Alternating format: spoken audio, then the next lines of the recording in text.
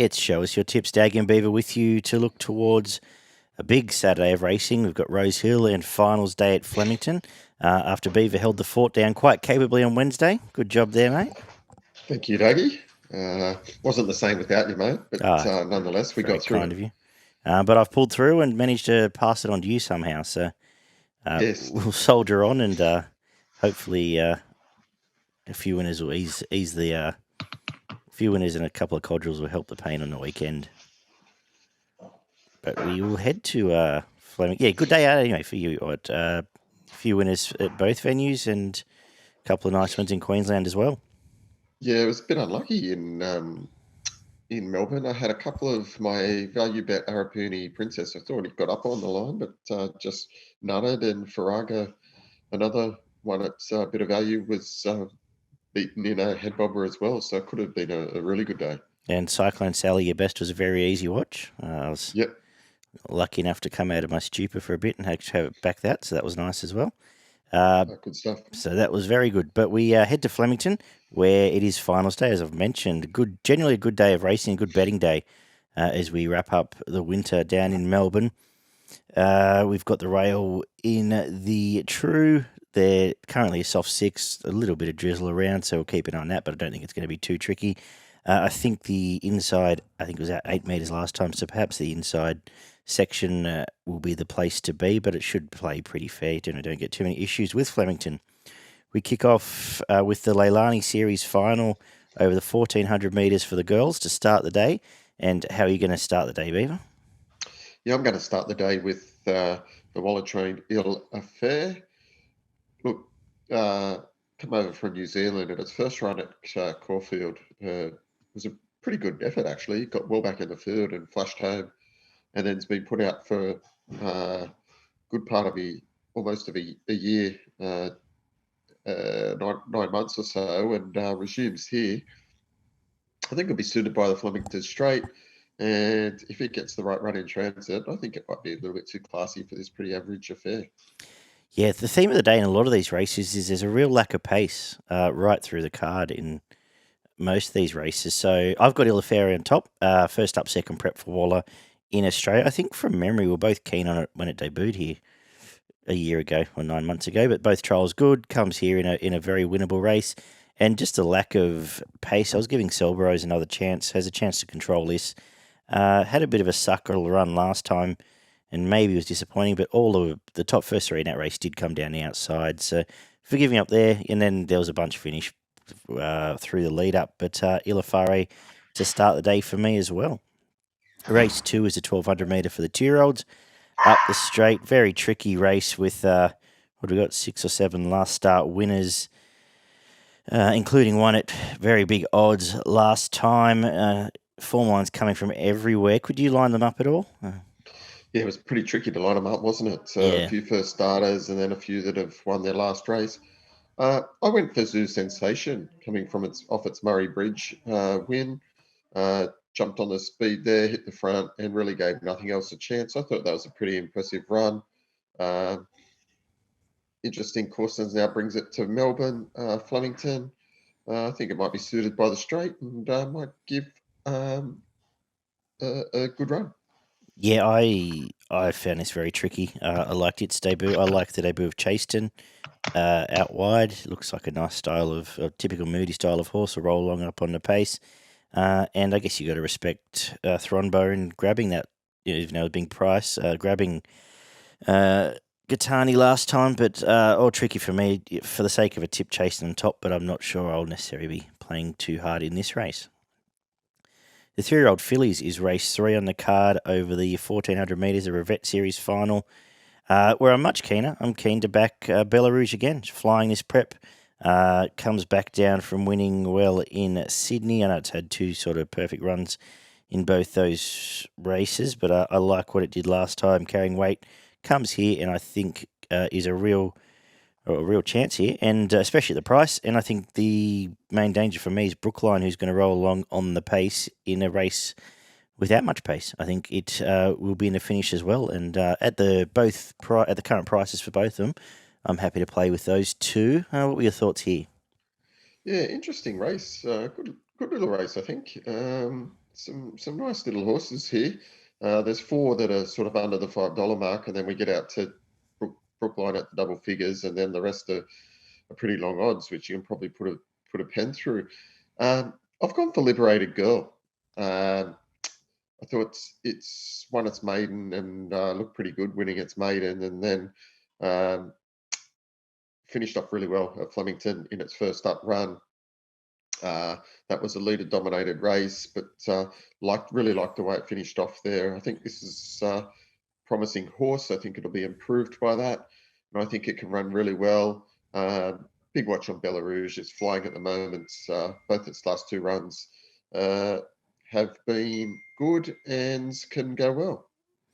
Beautiful. Race 4 is the over the mile, the Taj Rossi Series Final for the 2-year-olds, a listed race where I have got the Patrick Payne Quong Tree on top. I liked what it did, sitting outside lead last start, was brave up there to fight off one of the key rivals here, King's Consort. Draws to roll across and pretty much go close to having control of this race without a lot of speed underneath it. I think Hoops might roll forward with it, but just that lack of pace and going away from the rest of the lead-ups in the Grinzinger Bishop race, I was happy to play around with it. What do you make of this? Yeah, interesting race again. Plenty of chances. I think you could pick 5 here and still miss out on the winner. I'm going to go for Grinzinger Bishop. I'm going to tip it to back up its last start win at juicy odds. Was a nice win. And that was it was a very nice win, and I think they have a little bit of an opinion of the horse. And I think you can back up well here. It's at Flemington. It's drawn in the 1, so it should get a cushy run. And at $9, I think it can be hard to beat. And another one I've got to watch on is a horse coming from the same race that I thought was pretty impressive in that race, Winning Bid. Yeah. Only had the 1 start and finished 6th. I think he could be further improved with that run under its belt, and might just play a bit of value in this market. Nice.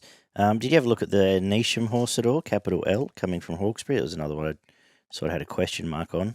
Don't know how we I did have a look at that, and thought it showed enough in its last couple of runs. It ran well at Goulburn prior to that. Just maiden company stepping up into this class. Wasn't so sure, but look, not without a chance. Race 5 is the Mahogany Challenge Final over the 2,500 metres for the 3-year-olds. Tricky stuff here. I ended up looking to the ones that had the 2,400 metre run, which was the Sandown lead up, which left me with Forest Diamond. I think getting to Flemington will suit it. And then the couple that come through the same race, Whirly Jig led them up, and where there's a lack of pace here again, I think we'll have a pretty cosy run up there. So a couple for me there. And Shadowhawk's going quite well. I think finally ready for the 2,500 metres and has been on a store prep. So the couple I'm looking to play there. What do you do in this one? Yeah, I'm pretty keen on Rock Up from the Paddy Payne stable. Ultra consistent of late, but I just think now out to this distance of 2,500, I think it'll be really suited by that. I really like the way it finished off last start at Flemington, getting back and coming home really well. Prior to that, ran some really nice races, a nice race at Mildura, and then had some good form in New Zealand before coming here. So I think this horse has a bit of ability, and very keen. Nice. The Banjo Paterson Final comes up next over the 2,600, where again I was a bit concerned about the lack of pace, which led me to find Maserati Bay off. It's nearly it'll be a month between runs by the time we get there. But we'll roll forward. Giant McNeil going on is not a big negative in this race. I don't think it'll roll forward. Just about have the lead to itself, and I think as it was last time, be hard to get past up there. I thought the main danger was Pesto, who probably should have won last start. The race got away from it, and jockey change with Dry going on a favourite might not be a bad thing in that particular case. So looking to, I guess, top and tail up, play the one that's going to lead and the one that might be coming down the outside. But fairly keen Maserati Bay will run well here. What are your thoughts? Yeah, I found it exactly the way you did. I thought Maserati Bay may get control here.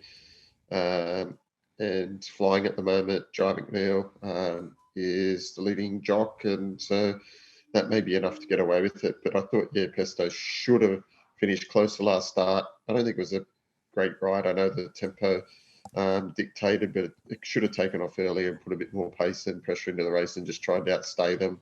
I think it can run well again at $8. I think that's pretty good value. Beautiful. Race number 7 is the Santorana Lane Sprint Series Final over the 1,200 metres. Tricky stuff, because if Sava to Excel was at its best, I think it wins this race. I'm not sure it is, so I'm not sure quite where to go from here. What do you make of this with, obviously, Zach the Boss is flying? Is that the way you were looking? It wasn't actually. I was going to go Sava Toxel. You're right. If it was at its best, it'd beat these. But look, I'm not that perturbed by the 3 runs in this time. Like it was only 4 lengths off them in the Goodwood. And, that's a high pressure race and carried 58.5 there. And prior to that, in the Group 3 at Morphettville, I thought it was pretty good. It led and only just got beaten on the line. Didn't do much first up, but I think it can improve. And if it runs anywhere near its best, it'll be too good for these. Yeah, cool. I've just got Zach on top. I think it's going quite well. I think it's the right part of the track for this time of the day to chime in down the outside like it's been doing. But I am, as I've said, and as you've just mentioned, scared of Sava to Excel. Just hasn't been as sure of what to make of it. But I like your confidence there, because it is the Group 1 winner in this field. So interesting race, that one as well. Race 8 is a Winter Championships final over the mile. A listed race here where we see an Epsom Derby winner step out in Serpentine, first up in Australia. But I think it's a good race for us to bet into. I think Tuvalu was very impressive last time winning. Was very brave, gapped the field bar second in a nice win. And looks like Elvis is flying this prep.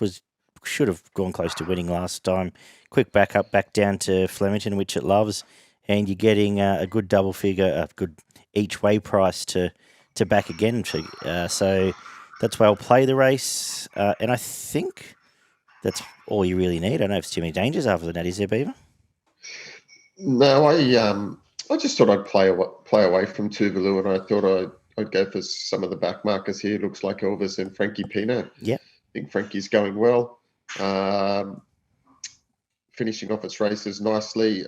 Just hopefully they can be enough pace on here, and if it is, the 2 back markers can finish hard and hopefully be in the finish. beautiful. Race number 9 is the Bowl Series Final, which wraps up the day over the mile, and some nice prices here too, because I'm gonna stick with Jimmy the Bear. He's been very good to us over the last few weeks, and you're getting a good double figure price here. I know it's got a bit of a weight swing, but I'm not overly concerned about it. It's been very brave and drawn the right part of the track for this part of the day. And I know Cardinal Gem won fairly well last time, but Aaron Bay was a complete slaughter in that race. It should have won. At $6 here, quick backup, and happy to play that each way as well. With all respect to Cardinal Gem as the next best, but I think it's a nice way to finish the day. What have you made of this one? Yeah, I've got Aaron Bay on top. I thought it didn't have the best of luck last start. Cardinal Gem got all the favours, got the right run, and won comfortably enough. But look, it didn't have to spend a penny in the run. So I'm going Aaron Bay on top, and as a knockout chance, I'm going Set to Profit around the 20s. Nice. It's only lightly raised, 4 starts, 2 wins, and was pretty good at Donald last start. They found it in the market and won really well. Beautiful. Do you want to have a go for progretracing.com? You of course, check them out for their plenty of news, extensive guides, and lots more going on there.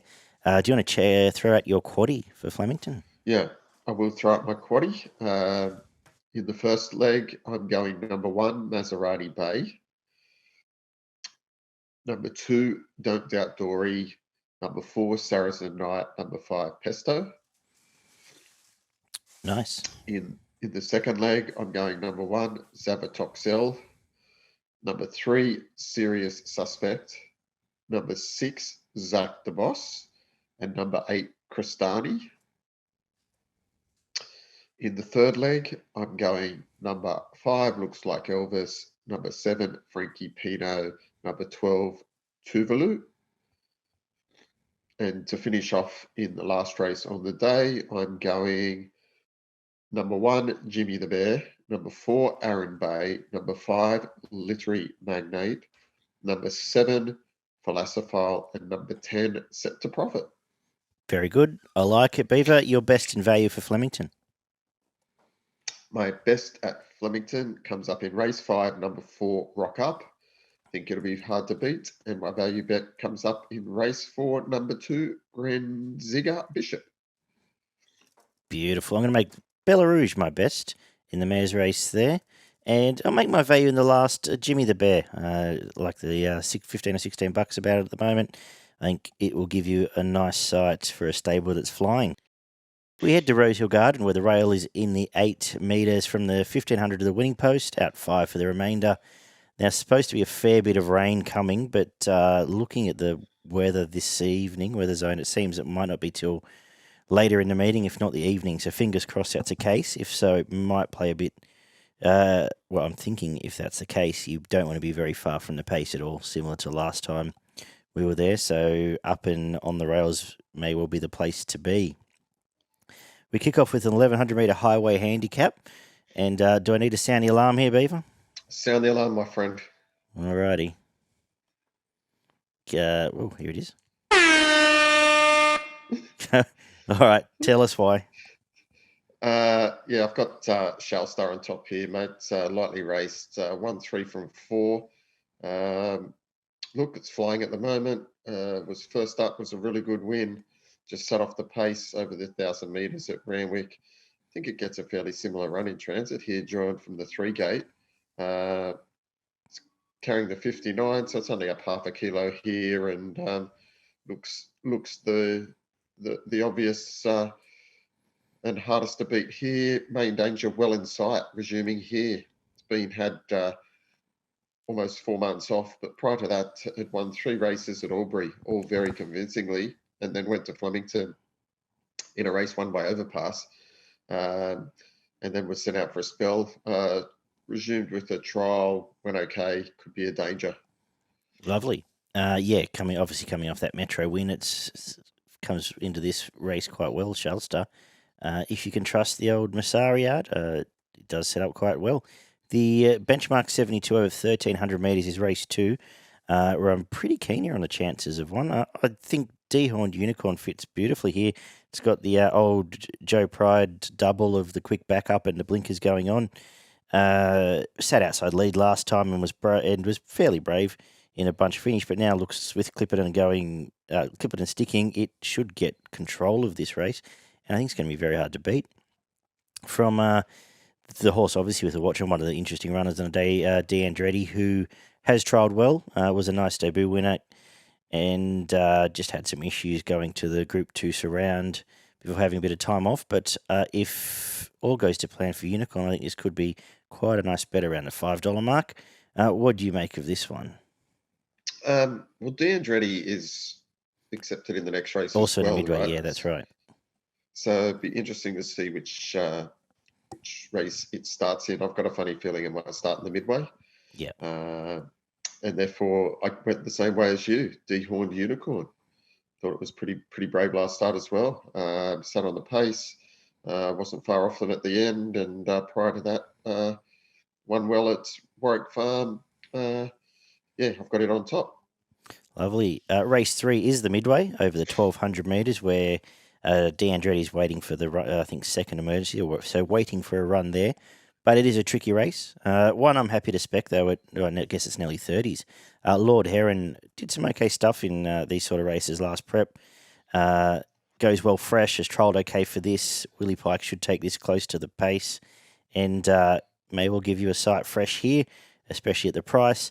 Air to Air is another one in a wide market that I think is a talented mare, and I think a change of scenery will serve it well going to Sam Kavanagh now. So interested to see how that comes back. Trials again were good.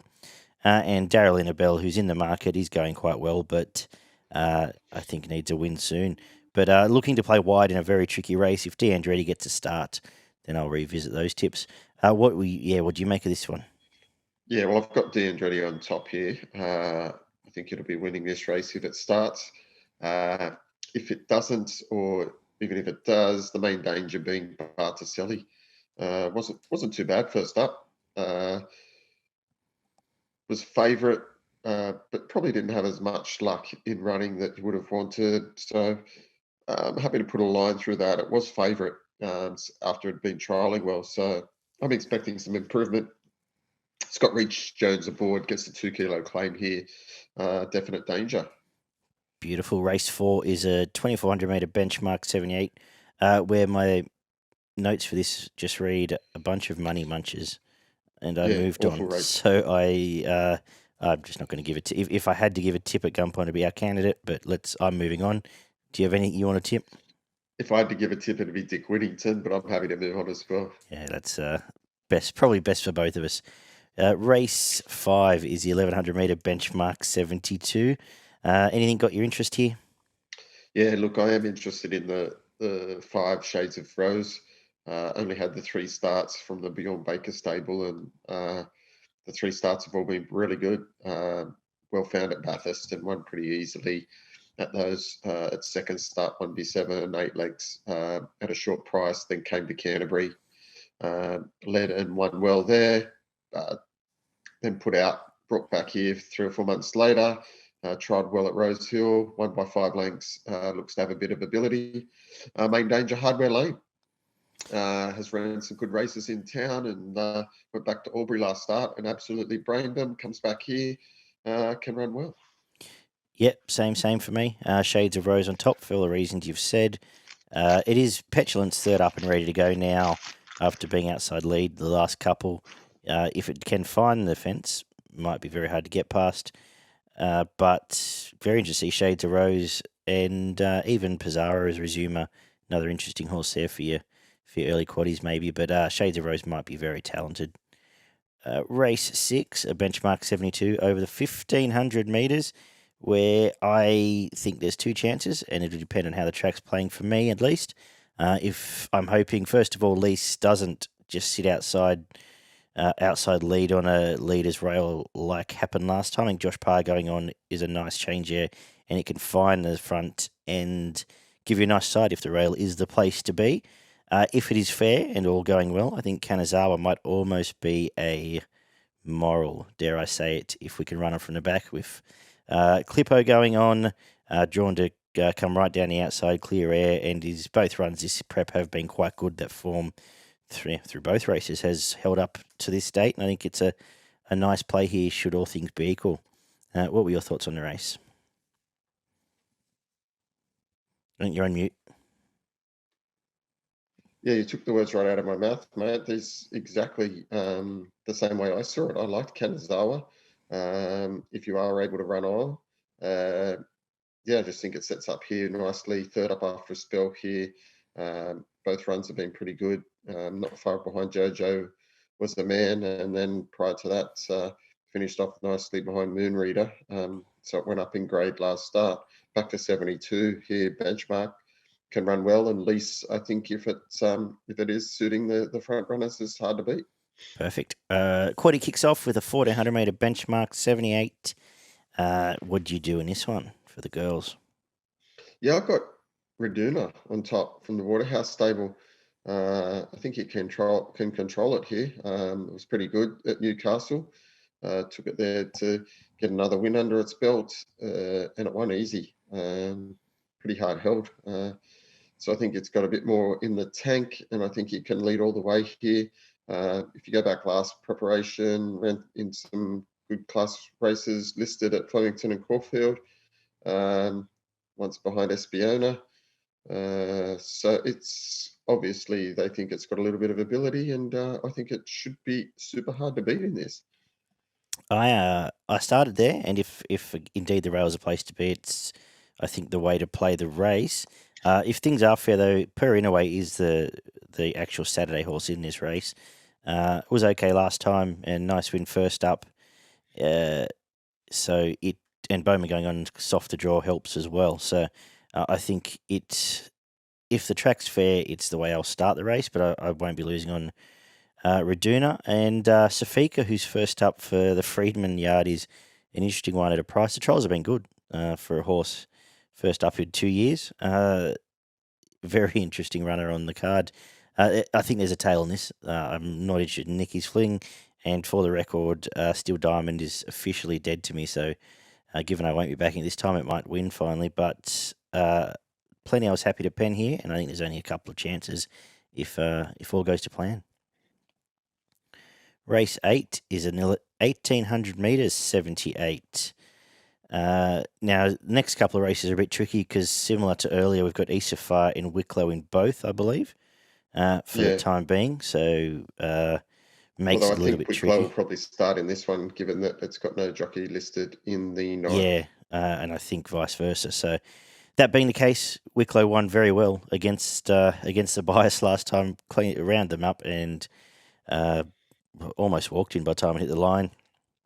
I think it is going to be very hard to beat here, and I think it's a fantastic price, to be honest. Yeah, I think you're right. I think you're only getting that price because of the gate. Absolutely, and as I said, it didn't matter last time. I'm not sure it'll matter here.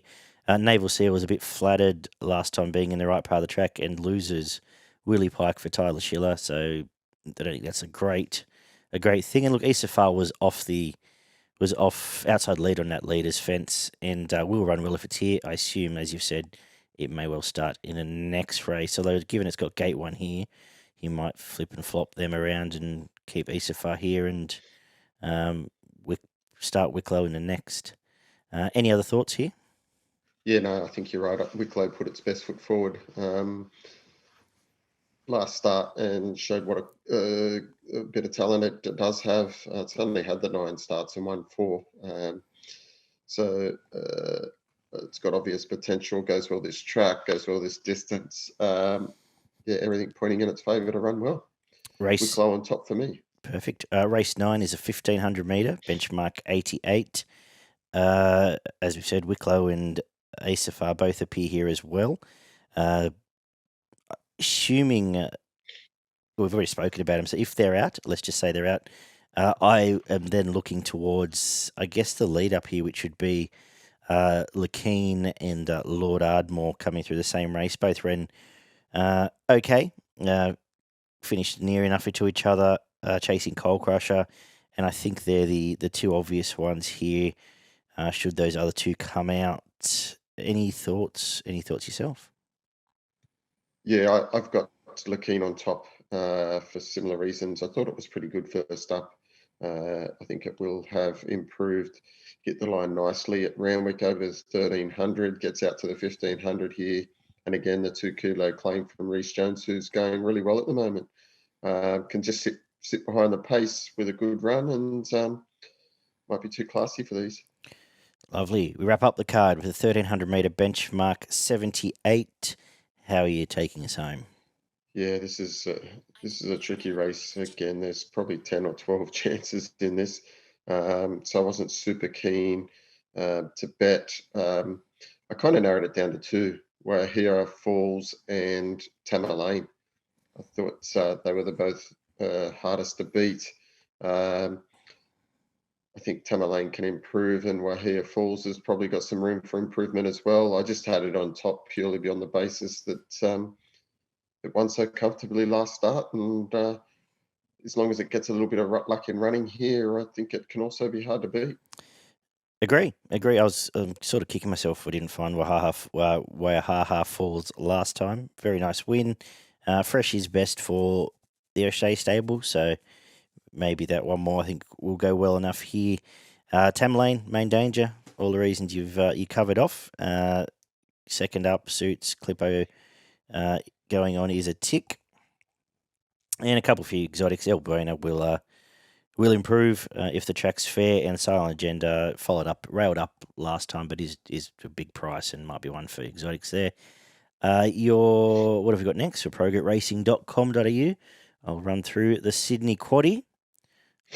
First leg, and just there are a few numbers here, but obviously with those Waller horses chopping and changing, this will narrow down. I've just left them all in for for the sake of covering it off. But first leg at 2, which is, what have I done here? Race 7.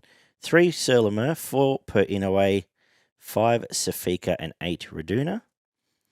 Into 2 La Chevrolet, 5 Wicklow, 9 Tinny Winnie, 13 Kirkby, 14 Naval Seal, and 19 Asafar. 1 Lakeen, 2 Lord Ardmore, 9 Shirtsworts, if I've pronounced that correctly, 12 Asafar, and 16 Wicklow. Obviously, both those will come out of one of those legs. And we'll come home with 1 Titanium Power, 3 Silent Agenda, 4 Waihaha Falls, 5 El Buena, 7 Tamerlane, and 10 Rubanos. Your best in value for Rosehill, Beaver. You're on mute again. Sorry, mate. My best comes up in race 8, number 5, Wicklow. And my value bet is race 7 at number 8, Raduna. Lovely. I am going to make Wicklow my best as well, with question marks because I'm not quite sure where it pops up. I think Dehorned Unicorn will run very well as a backup there. And Kanazawa will be my value on the card. So I've sort of talked myself into thinking it's quite a good betting day at Rosehill. Hopefully the weather holds out, and that does come to pass. You got anything for us at the Sunshine Coast? I do. I've got a few up at the Sunshine Coast, actually. Not a bad card up there. Race 2, number 11, Red Ruby, at 350. Nice. My best bet up there, race 3, number 5, Kingston's Here. Yep. And one at a better value, race 4, number 2, Rubitar. Moving on to later in the day, another one at value, race 6, number 9, Alakahan. And then my last tip up there is race 7, number 2, Battle Tone. Very good. It does look like a nice little card up at the Sunshine Coast as well. Thanks for soldering on today, Beaver. Good job getting out of your deathbed. Much tougher man than me to get through all that form. But we've known that for a long time. Yeah, we don't need to. Let's actually not dwell on that comment too much. Check out progretracing.com.au for everything going on there. Sign up to their mailing list to have this show in your inbox every Friday evening, ready for Saturday. Until then, we will see everyone Tuesday evening for our midweek preview. Good punting tomorrow, guys, and we will talk soon.